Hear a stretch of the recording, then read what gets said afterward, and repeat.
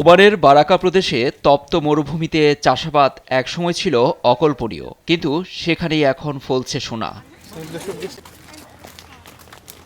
গাজা থেকে জীবন নিয়ে পালিয়ে আসা ফিলিস্তিনি ফারেস আল ঘোলের হাত ধরে ওমানের বুকে আজ সফল স্ট্রবেরি চাষ।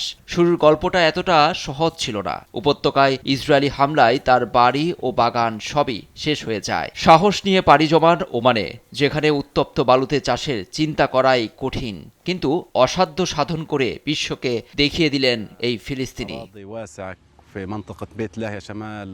মিশর থেকে আনা ৮০,০০০ চারা ও আধুনিক পিরামিড পদ্ধতিতে চাষ করে সফল হয়েছেন আল ঘোল।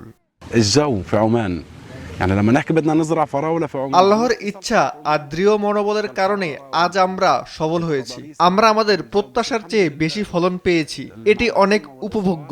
গ্রাহকদের জন্য দরজা খুলে দিয়েছি, যেন তারা সরাসরি স্ট্রবেরি সংগ্রহ করতে পারেন।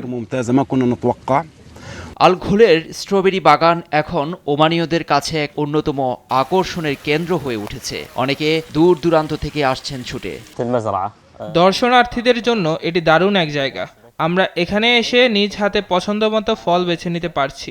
এটি শিশুসহ সবার জন্য দুর্দান্ত এক অভিজ্ঞতা। স্ট্রবেরি সাধারণত শীত প্রধান দেশে প্রচুর ফলন দেখা যায়। পশ্চিমা আবহাওয়ার গণ্ডি পেরিয়ে আজ মরুভূমিতেও দেখছে আলোর মুখ। তেমনি ওমানের মরুভূমিতে স্ট্রবেরি কেবল শুধু ফলন নয়, বরং হার না মানা ফিলিস্তিনিদের ঘুরে দাঁড়ানোর গল্প।